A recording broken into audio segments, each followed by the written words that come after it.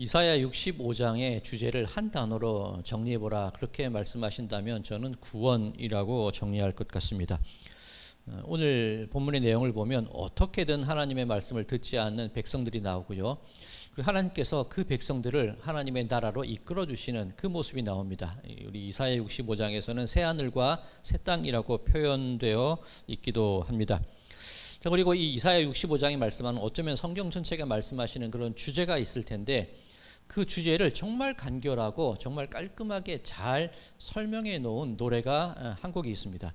오늘 그 노래 가사를 하나하나 살펴보면서 이사야 65장이 우리에게 말씀하시는 구원이란 무엇인가, 하나님 나라란 어떤 모습일까, 그것에 관하여 말씀을 나누고자 합니다. 오늘 설교의 제목이 심상치 않죠.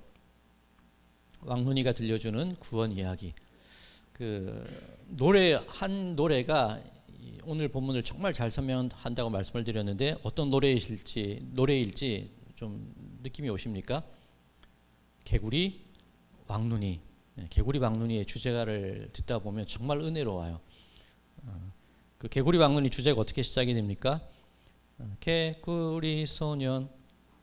네, 제가 기대했습니다. 개구리 소년 하면 빰빠밤 그 음악이 나오죠. 개구리 소년, 네가 울면 무지개 언덕에 비가 온단다. 그렇게 노래가 시작이 됩니다. 개구리가 운다고 비가 오지는 않죠. 반대로 비가 올까봐 개구리가 울게 되는 겁니다. 왜 청개구리가 비가 오면 웁니까? 엄마 무덤 떠내려갈까봐. 워낙 이 말을 안 듣는 청개구리 아들이 있으니까 엄마가 걱정이 많았죠. 내가 죽으면 저 녀석이 나를 아무데나 묻어버릴까. 그것이 근심이어서 나 죽으면 그냥 내가에 묻어줘. 엄마가 그렇게 유언을 합니다. 근데 청개구리 아들이 그렇게 엄마 말을 거꾸로만 알아듣다가 그 말만 잘 순종을 해요. 엄마를 냇가에 묻습니다. 그러니 비가 올 때마다 우리 엄마 무덤이 떠내려갈까봐 개굴개굴 우는 것, 그것이 개구리의 울음입니다. 우리의 모습이 이 개구리 같다는 거예요. 청개구리 같다는 겁니다. 하나님께서 말씀하시면 늘 반대로 행동하는 게 우리입니다. 결국 그래서 울게 되죠. 자, 이 개구리의 모습, 정말 반대로만 행동하는 이런 우리들의 모습을 오늘 본문 이사야 65장 3절에서 5절까지가 너무나 잘 설명하고 있는데 3절 말씀입니다. 곧 동산에서 제사하며 벽돌 위에서 분향하여 내 앞에서 항상 내 노를 일으키는 백성이라. 자, 동산에서 제사하며라고 되어 있는데 동산에서 제사하는 게 산당 제사입니다. 이 산당이라는 게 성경의 하나님의 표현으로 말씀을 드리면 높은 산이나 낮은 산이나 푸른 나무 아래에서 우상을 섬기는 그곳을 산당이라고 이렇게 설명을 하는데 이스라엘 백성이 광야에서 유랑할 때 그리고 가나안에 들어오기 전에 하나님께서 말씀을 하세요. 그 산당들을 모두 없애야 된다는 거예요.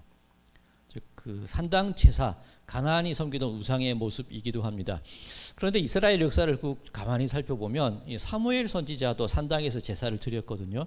근데 그때는 이 블레셋과 전쟁 가운데 있었기 때문에 성막이 있던 그 실로가 이 전쟁터 한가운데였습니다. 일시적으로 산당에서 제사를 드리던 때도 분명히 있었습니다만 성전이 지어진 이후에 그 산당은 분명히 없어져야 됩니다. 근데 끊임없이 끈질기게 살아남았던 것이 산당 제사예요. 남과 북이 나누어졌을 때 북왕국 여로보암 왕이 백성들이 남유다로 와서 예루살렘 성전에서 하나님을 섬길까봐, 자기의 권력이 줄어들까봐 베델과 단에 산당을 만듭니다. 송아지 우상을 만들고 거기서 예배하라고 얘기를 합니다. 이 하나님이라는 거예요. 이 높은 산 혹은 낮은 산, 또 푸른 나무, 뭔가 영험해 보이지 않습니까? 우리나라로 치면 그 당산나무, 당목 있지 않습니까? 좀 우리 마을을 지켜주는 나무, 그런 이미지를 가진 게 산당이에요. 분명히 하나님께서 금지하셨는데 뭔가 있어 보이고 영험해 보이고 높은 산, 하늘과 가까워 보이고 이곳에 가면 내 어떤 한스러움이 해결될 것 같고 그런 마음으로 드리는 것이 산당 제사라는 겁니다. 끈질기게 살아남아서 이후에 산당을 담당하는 제사장도 있었습니다. 하나님께서 그 산당 제사장은 성전 제사에 참여하지 못하게 합니다. 그래도 일종의 기초생활 보장이라고 할 수 있는데 무교병은 그 제사장에게 먹을 수 있도록 허락을 해 주십니다. 그래도 정식 하나님 제사에 참여하지 못하도록 한다는 것 금지시키는 거예요. 이 산당 제사가 뭐냐면 내 고집으로 드리는 겁니다. 아닌 걸 알면 돌아서야 되는데, 끝내야 되는데, 멈춰야 되는데 여전히 그게 또 괜찮은 것 같고 여전히 내 고집스러움이 남아있고 내 습관이 남아있는 게 산당제사입니다. 철저히 청개구리죠. 하나님이 하지 말라는 것. 그 다음에 벽돌 위에 분향한다라고 되어 있는데 신명기 27장에 보면 하나님의 제단을 쌓을 때는 다듬지 않은 돌을 사용하라 그렇게 말씀을 하십니다. 있는 그대로 가라는 거예요. 내 마음 상처받았건 연약하건 아프건 있는 그대로 나가서 드리는 제사가 하나님께 드리는 제사여야 되는데, 벽돌로 제단을 쌓는다는 것은 내 주장과 내 고집이 있는 겁니다. 규격화시킨 거잖아요. 벽돌. 내가 원하는 말씀만 선택을 하고 내가 원하는 사람만 선택을 하고 내 뜻에 맞게 그렇게 깔끔하게 꾸민 게 벽돌 제사예요. 하나님이 거부하시는 겁니다. 하나님이 하지 말라고 하시는 겁니다. 그러니 3장 뒷부분을 보면 내 앞에서 이 동산제사, 산당제사와 벽돌제사 내 앞에서 항상 내 노를 일으키는 백성이라. 하나님 마음 아프시다는 거예요. 화가 난다는 겁니다. 그 청개구리 짓하는 백성들 이거 안 되겠다는 겁니다. 이어지는 4절을 보면 그들이 무덤 사이에 앉으며 은밀한 처소에서 밤을 지내며 돼지고기를 먹으며 가증한 것들의 국을 그릇에 담으면서. 자, 무덤 사이에 앉는다는 것이 어떤 의미가 있냐면 이 신접한 사람들을 찾아가는 겁니다. 사울왕이 그랬습니다. 사울왕이 처음에 그 아말렉과 전쟁을 했을 때 하나님께서 모든 것을 다 멸하라고 말씀을 하세요. 보기 좋은 그런 짐승들을 좀 빼돌립니다. 사무엘 선지자가 질책을 하니까 이거 하나님께 제사 드리려고 빼놓은 거예요. 변명을 하죠. 그때 하나님께서 사울왕을 버리세요. 사울이 기도해도 듣지 않으시고 사울이 물어봐도 대답하지 않으십니다. 자, 그런데 이 블레셋과 전쟁을 해야 되는데 사울왕이 겁이 납니다. 두렵습니다. 어떻게 해야 될지 알지 못합니다. 하나님께 기도했더니 말씀을 안 하세요. 그럼 어떻게 해야 됩니까? 끝까지 매달려야 되는데 이 사울왕이 선택한 게 뭐냐면 엔돌에 있는 신접한 여인을 찾아가서 죽은 사무엘의 영을 불러들여요. 물어보고 싶다는 거죠.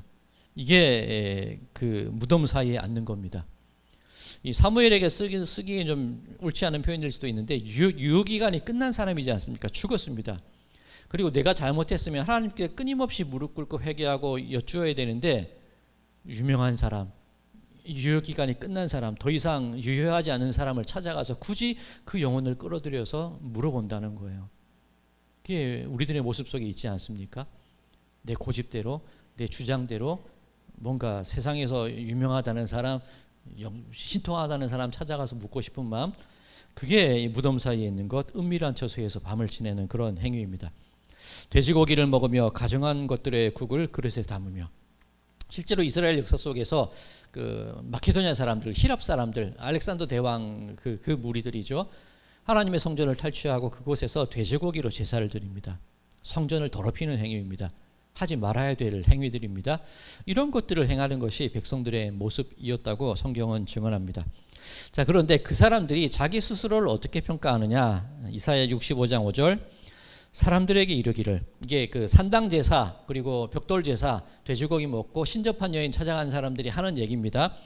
사람들에게 이르기를 너는 네 자리에 서 있고 내게 가까이 하지 말라. 나는 너보다 거룩함이라. 하나니 이런 자들은 내 코의 연기요 종일 타는 불이로다. 오히려 그렇게 청개구리 짓 하는 사람들이 자기가 거룩하대요. 나한테 오지 마. 그냥 네 알아서 해. 신경 꺼. 나는 내 거룩함을 지키고 있을 테니까 신경 쓰지 마. 그 얘기를 한다는 겁니다. 이 완전히 청개구리 아닙니까? 그러니 하나님께서 내 코의 연기요 종일 타는 불이라 그렇게 말씀을 하십니다. 코의 연기 얼마나 괴롭습니까? 혹은 이 화가 날 때 그 코에서 막 김이 나잖아요. 그런 이미지 생각하시면 되는 겁니다. 그 청개구리 백성들을 향하여서 하나님이 화나시는 거예요. 종일 꺼지지 않는 불같은 그런 진노를 쏟아부으시는 것이 하나님의 모습이시라는 겁니다. 자, 그렇다면 이 그들에게 합당한 대가 내리셔야죠. 오늘 6절입니다. 보라, 이것이 내 앞에 기록되었으니 내가 잠잠하지 아니하고 반드시 보응하되 그들의 품에 보응하리라. 진노의 하나님, 화나신 하나님, 그런 이미지입니다. 자, 그런데 여기까지 잠깐 살펴보고 이제 왕눈이의 가사 두 번째 구절을 살펴봐야 됩니다. 개구리 소년, 개구리 소년, 네가 울면 무지개 언덕에 비가 온단다. 그 다음 가사, 비바람 몰아쳐도 이겨내고 7번 넘어져도 일어나라. 왕눈이 두 번째 가사입니다. 자, 이 비바람 몰아쳐도 이겨내고 7번 넘어져도 일어나라. 하나님께서 막 분노하시는데 버티라는 얘기입니까? 자, 그런데 오늘 이 이사야 65장 말씀을 보면 하나님의 진짜 마음이 어떤지가 잘 표현되어 있어요. 겉으로는 이 막 코에 연기같이 타는 꺼지지 않는 불같이 화를 내시는 분이 하나님이신 것 같은데 하나님이 정말 어떤 분이시냐? 이사야 65장 1절과 2절입니다. 나는 나를 구하지 아니하던 자에게 물음을 받았으며 나를 찾지 아니하던 자에게 찾아냄이 되었으며 내 이름을 부르지 아니하던 나라에 내가 여기 있노라 내가 여기 있노라 하였노라. 내가 종일 손을 펴서 자기 생각을 따라 옳지 않은 길을 걸어가는 패역한 백성들을 불렀나니. 알듯 하면서 좀 어렵습니다. 이 공동번역 개정판으로 제가 다시 읽어드리겠습니다. 이해하기가 정말 쉽습니다. 공동번역 개정판 1절 2절입니다. 나에게 빌지도 않던 자의 청까지도 나는 들어주었고 나를 찾지도 않던 자 또한 만나주었다. 나의 이름을 부르지도 않던 민족에게 나 여기 있다 나 여기 있다 하고 말해주었다. 날마다 나는 배신하는 백성을 두 팔 벌려 기다렸다. 좋지 않은 길을 제 멋대로 가는 그들을. 하나님의 마음이시라는 거죠. 백성들은 산당제사, 벽돌제사, 신접한 여인들을 찾아가고 자기 마음대로 그 더러운 성전을 더럽히는 그런 행위들을 하는데 하나님은 어떤 분이시냐면 찾지 않아도 백성들이 찾지 않는다는 겁니다. 그래도 하나님이 찾아가신대요. 백성들이 간구하고 묻지 않는데도 하나님이 가셔서 대답을 해주신다는 겁니다. 하나님의 이름을 부르지 않아도 그 부르지 않는 민족을 향해서도 나 여기 있어 나 여기 있어 하나님이 먼저 다가가셔서 당신의 존재를 드러내 보이신다는 겁니다. 내가 종일 손을 펴서 자기 생각을 따라 옳지 않은 길을 걸어가는 패역한 백성들을 불렀나니. 그들은 여전히 청개구리 짓을 하고 있는데 자기 생각대로 자기 옳다고 살아가는데 나는 그들 앞에서 손을 벌려서 그들을 기다리고 그들을 맞을 준비가 되어 있는 분이라는 겁니다. 이게 하나님의 진짜 마음이라는 겁니다. 그러면 비바람 몰아쳐도 이겨내고 7번 넘어져도 일어나라. 이 백성의 마음이 어떻게 일어날 수 있는가? 내가 의지가 강해서 이 어려움을 이겨내리라, 그런 말씀이라기보다는 우리 지난주 우리 학계 2장을 통해서 잠깐 말씀을 드렸는데 학계 2장에서 나온 부분이 어떤 부분이 있었냐면 그 이스라엘 백성들이 예루살렘 성전을 다시금 회복을 하죠. 스룹바벨 성전을 만드는데 예전 솔로몬 성전에 비해서 너무나 보잘것없어요. 그러니 막 통곡했죠. 이게 뭐야? 왜 이렇게 보잘것없어? 왜 이렇게 부족해? 그때 하나님께서 그들에게 하신 말씀이 스스로 굳세게 할지어다. 스스로 굳세게 할지어다. 스스로 굳세게 하여 일할지어다. 일어나 힘내. 7번 넘어져도 8번 일어나. 그런데 그 말씀의 뜻, 이 하자크라고 말씀을 드렸는데 어떤 의미가 있는지 말씀을 드렸죠. 뻐꾸기가 둥지 가운데 알을 낳고 뻐꾸기 새끼가 깨가 되면 주변에 있는 것을 모두 다 밀어내는 것처럼 하나님께서 우리 마음의 둥지 가운데 자리 잡으실 때 우리 마음 가운데 있는 온갖 잡동사니 같은 그 생각들을 다 밀어내시는 거예요. 그렇게 될 때 하나님께서 우리 중심에 있는 그 힘으로 굳세게 일하며 나아가는 상태가 하자크, 굳세어라, 그 의미입니다. 오늘 청개구리 이 왕눈이가 했던 7번 넘어져도 8번 일어나라. 하나님께서 우리의 의지로 일어나는 게 아니라 하나님이 우리에게 기회를 또 주시는 겁니다. 너희들은 산당제사, 벽돌제사 여전히 하고 있지만 나는 두 팔 벌려서 기다리고 있을 거야. 나 여기 있노라, 나 여기 있노라. 여전히 기다리고 여전히 기회를 주시고 여전히 우리를 향하여 당신에게 돌아올 수 있는 그 시간들을 우리에게 마련해 주시는 분이 하나님이시라는 겁니다. 7번 넘어져도 8번 일어난다. 100번 넘어져도 하나님은 우리에게 또 기회를 주시는 거예요. 1000번 넘어져도 우리에게 1000번의 기회를 다시 주시는 분이 하나님이시라는 겁니다. 그러면 지금 내 모습이 결론이 아니죠. 나 왜 이 모양으로 살아야 돼? 나는 왜 이렇게 연약하고 맨날 실패하고 날마다 이런 보잘것없는 모습만 보여야 돼? 그게 내 인생의 끝이 아니라는 겁니다. 또다시 기회를 주시는 하나님이 계시기 때문에 나는 또 시작할 수 있고 또다시 시작할 수 있고 또다시 다가갈 수 있고 또다시 용기 낼 수 있는 것, 이게 하나님께서 우리에게 굳세어라, 굳세게 일하여라 말씀하시는 그 하자크의 은혜가 있기 때문에 비바람 몰아쳐도 이겨내고 7번 넘어져도 다시금 일어설 수 있는 길이 우리들에게 열려진다는 그런 말씀입니다. 그것을 오늘 이사야 65장 8절과 9절에서는 이렇게 설명하고 있습니다. 여호와께서 이와 같이 말씀하시되 포도 송이에는 즙이 있으므로 사람들이 말하기를 그것을 상하게 하지 말라. 거기 복이 있느니라 하나니 나도 내 종들을 위하여 그와 같이 행하여 다 멸하지 아니하고 내가 야곱에게서 씨를 내며 유다에게서 나의 산들을 기업으로 얻을 자를 내리니 내가 택한 자가 이를 기업으로 얻을 것이요 나의 종들이 거기에 살 것이라.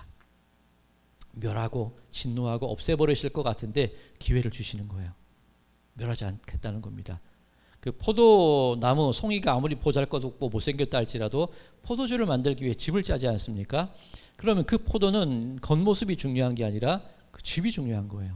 그렇게 만들어지는 포도주를 바라보면서 그 복을 바라보면서 살아가는 것이 농부들의 마음 아니겠습니까? 하나님이 우리를 그렇게 보시는 거예요. 포도주 예수 그리스도의 보혈이죠. 우리들이 아무리 못난 모습을 가지고 있다 할지라도 우리 중심에 있는 그 즙, 그 포도주와 같은 예수 그리스도의 복이 우리에게 복이 되기 때문에 다 멸하지 않고 내가 기다릴 거야, 남겨둘 거야, 다시 환영할 거야, 일어서게 할 거야, 다시 기회를 줄 거야. 하나님은 우리에게 그런 말씀을 해주고 계시다는 겁니다. 자, 이사야 65장의 주제가 제가 구원이라고 말씀을 드렸는데, 물론 우리가 모든 것을 마쳐진 이후에 최후의 심판 후에 들어가게 될 영원한 하나님의 나라 천국이 있습니다. 그곳에서 하나님께 받아들여지는 것 구원의 완성입니다. 물론 그런데 그 이전에도 우리가 하루하루 살아갈 때 실패와 낙심과 염려 속에 있음에도 불구하고 또다시 우리에게 주시는 하나님의 기회가 있다는 것, 그게 구원 아닙니까? 너 이거 끝이야? 이게 마지막이야? 이거 끝나면 없어? 그게 아니라 언제든지 다시 한번 새롭게 시작할 수 있는 기회를 또다시 주시는 그 하나님의 마음이 우리에게 구원이 되는 것이겠죠. 그러니 7번 넘어져도 8번 일어날 수 있는 그 소망이 우리들의 마음 가운데 자리 잡을 수 있게 되는 겁니다. 우리 하나님이 그런 분이시라는 거예요. 자, 이제 그 다음 가사, 울지 말고 일어나 피리를 불어라. 필릴리 개굴개굴 필릴리, 그 가사가 이어집니다. 기회를 주시니까 7번 넘어져도 8번 일어나게 하시고 100번 넘어져도 101번 일어나게 하시고 1000번 넘어져도 1001번 일어나게 하시는 기회가 있으니까 울고 있는 우리들의 모습이라 할지라도 다시 일어나야죠. 그리고 피리를 불어야죠. 자, 오늘 이 본문 13장은 이사야 65장 13장은 이것을 이렇게 표현합니다. 이러므로 주 여호와께서 이와 같이 말씀하시니라. 보라, 나의 종들은 먹을 것이로되 너희는 줄일 것이라. 보라, 나의 종들은 마실 것이로되 너희는 갈할 것이니라. 보라, 나의 종들은 기뻐할 것이로되 너희는 수치를 당할 것이니라. 우리 중심에 예수 그리스도의 보혈, 그 피가 있는 사람들은 기회를 얻게 되죠. 그 기회로 말미암아 먹고 마시고 기뻐하는 것이 택함받은 우리들의 모습이라는 겁니다. 여전히 청개구리로 살아가는 그들은 굶주리고 목마르고 슬피 울미 있겠지만 우리들에게는 기쁨이 주어지게 된다는 것, 이게 하나님의 약속입니다. 14절 이렇게 표현합니다. 보라, 나의 종들은 마음이 즐거움으로 노래할 것이로되 너희는 마음이 슬픔으로 울며 심령이 상함으로 통곡할 것이며. 울지 말고 일어나 피리를 불어라. 우리는 그 통곡의 자리에 머물러 있는 존재들이 아니라 일어나서 다시금 하나님을 찬양하는, 피리를 부는, 비파와 수금으로 하나님께 영광 돌리고 온갖 아름다운 악기로 하나님을 찬양하는 그런 존재가 우리들이라는 그런 의미가 되는 겁니다. 자, 우리 지난 2주간 우리 자녀를 위한 기도회 느헤미야서를 쭉 살펴봤는데 느헤미야서의 주제도 같지 않습니까? 결국 성경이 말씀하시는 게 그거예요. 느헤미야가 하나님께 드렸던 기도, 하나님 저 안식일을 다시 회복시켰습니다. 저를 기억하여 주시옵소서. 하나님 저 이방 악한 것들과 단절하고 절교하였습니다. 우리의 거룩함을 지켰습니다. 하나님 복 주시옵소서.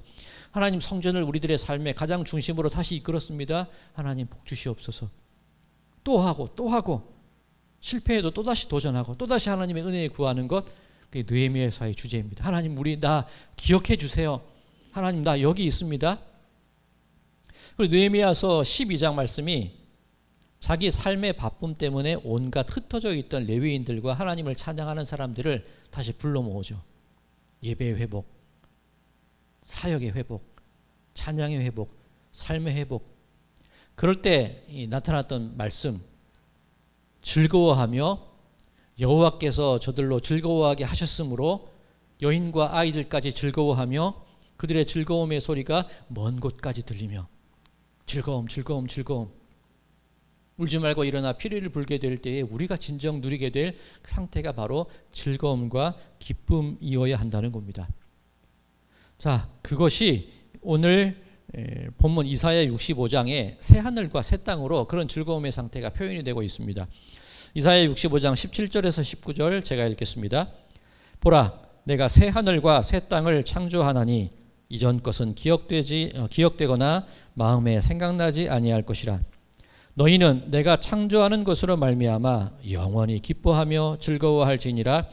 보라, 내가 예루살렘을 즐거운 성으로 창조하며 그 백성을 기쁨으로 삼고 내가 예루살렘을 즐거워하며 나의 백성을 기뻐하리니 우는 소리와 부르짖는 소리가 그 가운데에서 다시는 들리지 아니할 것이며. 오늘 본문도 계속 반복됩니다. 즐거워하고 기뻐하고 즐거워하고 기뻐하고 백성들이 즐거워하고 기뻐하고 하나님 당신도 즐거워하고 기뻐하고. 그렇게 회복된 새 나라와 새 하늘과 새 땅의 모습이 어떤 것인가? 오늘 본문 쭉 읽어보시면 내가 지은 집에 살 수 있다는 겁니다. 내가 힘들어 수고하고 애써서 거둔 열매를 내가 먹는다는 겁니다. 그 집과 그 열매를 뺏기지 않는다는 거예요. 아이들은 일찍 죽지 아니하고 이 당시 얼마나 많은 굶주림과 질병과 이민족의 침입으로 아이들이 제 생명을 살지 못하고 죽었습니까? 그런데 주어진 생명 다 살 거라는 거예요. 하나님이 허락하신 그 삶의 연수들을 다 채울 거라는 겁니다. 그리고 그의 수완이 나무와 같으리라. 하나님의 창조의 회복, 그 모든 살아가는 시간들의 아름다움이 꽉 채워지는 상태. 이리와 양과 사자와 그 짐승들이 자기의 모습은 지니고 있을 때 서로 다투지 않습니다. 옛날 신신의 신 노래 중에 잘난 사람 잘난 대로 살고 못난 사람 못난 대로 산다, 그런 노래가 있었는데 저 양반 오늘 왜 자꾸 노래로 저러나 싶으신데, 그게 잘난 사람이 잘난 맛으로 사는 게 이 세상의 이치인 것 같은데, 새하늘과 새 땅 하나님의 나라는 잘난 사람도 자기 잘난 맛에 사는 게 아니에요. 그 모습은 있지만 그의 마음이 내 잘남으로 사는 게 아니라 하나님의 기쁨으로 사는 거예요. 못난 사람은 못난 대로 사는 게 아니라 내 부족함이 있음에도 하나님께서 채워주시는 은혜와 기쁨으로 살아가는 것, 그게 하나님 나라라는 겁니다. 그게 구원받은 성도의 삶의 모습이라는 겁니다. 자, 그러니 이제 왕눈이의 노래 마지막 가사를 살펴볼 때가 되었습니다. 제일 마지막에 어떻게 끝이 나면 무지개 언덕에 웃음꽃 핀다. 그렇죠? 기쁨으로 끝이 나죠. 즐거움으로 끝이 나죠. 근데 이 무지개 언덕이라는 이 의미를 살펴봐야 되는데, 성경에서 무지개 하면 어떤 일이 떠오르십니까? 홍수 난 이후에 하나님께서 세상을 물로 심판하시고 내가 다시는 물로 너희를 심판하지 않을 거야, 약속으로 하늘에 걸어주신 것이 무지개입니다. 다시는 너희를 멸하지 않을게. 그런데 이 무지개 이미지가 이 에스겔 선지자의 환상 속에도 나오는데, 성경이 말하는 가장 최종적인 무지개 이미지 상징이 뭐냐면요, 요한계시록 4장 1절에서 3절 말씀입니다. 오늘 말씀들 주보에 다 실어드렸고, 요한계시록 4장 3절도 주보에 있습니다. 저는 1절에서 3절까지 다 읽겠습니다. 요한계시록 4장 1절에서 3절.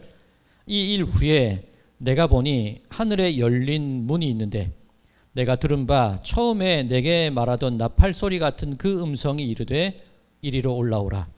이후에 마땅히 일어난 일들을 내가 네게 보이리라 하시더라.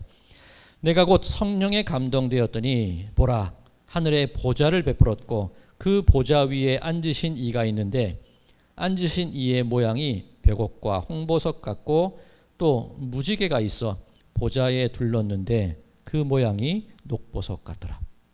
요한계시록 4장이 이 하늘나라에서 회복될 그 예배의 모습의 이미지를 보여주는 것인데, 보좌에 앉으신 이가 있으시죠. 누구십니까? 예수 그리스도. 근데 예수님께서 앉으신 보좌에 무엇이 둘러 있다고 되어 있습니까? 무지개가 있어. 이 무지개라는 것이 하나님의 구원의 완성이에요. 다시는 멸하지 않을 것이고 예수 그리스도를 통하여서 우리 삶 가운데 회복하게 하실 당신의 그 아름다운 예배의 완성의 모습, 이게 무지개라는 것으로 표현이 되거든요. 그러니 왕눈이의 노래 무지개 언덕에 웃음꽃 핀다, 결국 하나님께서 기회를 주시고 우리의 인생이 여기가 끝이 아님을 알게 될 때에 우리의 삶 가운데 회복된 즐거움과 기쁨, 그것이 영원한 하나님 나라에서의 그 무지개와 같이, 그 아름다운 예배의 모습같이 우리들의 삶이 회복되고 온전해지고 구원의 완성이 이루어지는 그 모습들이 나타나는 것, 이게 개구리 왕눈이 주제가에 들어있는 모습, 이사야 65장이 우리에게 말씀하시는 모습, 결국 성경 전체가 우리에게 증거하고 있는 모습이라는 겁니다. 기쁘지 않습니까? 그러면 우리가 드리는 이 예배의 순간과 우리가 살아가는 매일 하루의 시간들이 날마다 기쁨이 있어야 되지 않겠습니까? 우리 아까 집사님 기도하셨는데, 이 추수감사절 오늘 하루가 중요한 게 아니라 이어지는 우리들의 일상의 삶 가운데서 이루어질 그 감사의 고백들, 우리가 수고한 그 모든 노력의 땀방울들이 합당한 열매로 돌아오는 것. 오늘 이사야 65장 말씀 그거 아닙니까? 내가 지은 집에서 살 것이고 네가 거둔 음식들을 먹을 것이고 네 연수대로 살아갈 거야. 이게 우리에게 주어진 구원이라는 겁니다. 자, 그런데 이 개구리 왕눈이 주제곡 처음으로 다시 한번 돌아가 봐야 돼요. 개구리 소년, 개구리 소년, 네가 울면 무지개 언덕에 비가 온단다. 그런데 처음부터 무지개 언덕이었어요.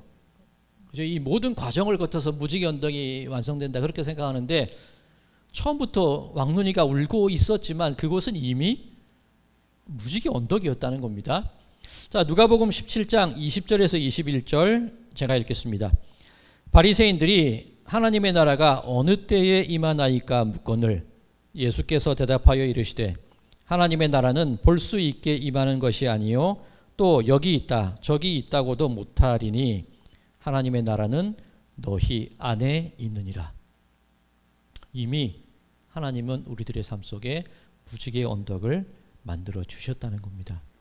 이미 예수 그리스도의 그 은혜와 보혈을 통하여 우리 마음 가운데 천국을 이미 심어 두셨다는 거예요. 근데 우리는 청개구리 짓 하느라고 그걸 모르죠. 산당제사, 벽돌제사, 그 가정한 것들을 찾아다니면서 내가 거룩하다 말하니 그 무지개 언덕, 그 평안함, 그 하나님의 나라의 은총을 못 누리고 살아간다는 겁니다. 사랑하는 성도 여러분들, 여러분 이미 마음 가운데 하나님의 나라를 가지고 계시다는 것 믿으시기 바랍니다. 그런데 왜 나는 넘어져야 되고 왜 이 모양 이 꼴일까? 아니에요. 하나님은 여러분들에게 또다시 기회를 주시는 분, 언제나 두 팔 벌려 기다려 주시는 분, 나 여기 있어, 나 여기 있어, 그렇게 우리를 불러주시는 분, 그분이심을 믿으심으로 여러분의 하루가, 여러분의 일상이, 여러분의 모든 생활의 시간들이 무지개 언덕같이 새 하늘과 새 땅같이 하나님께서 다시 창조하여 주신 그 천국같이 그렇게 기쁨 가운데 살아가시는 우리 모든 분들의 삶이 되시기를 주님의 이름으로 간절히 축원드립니다.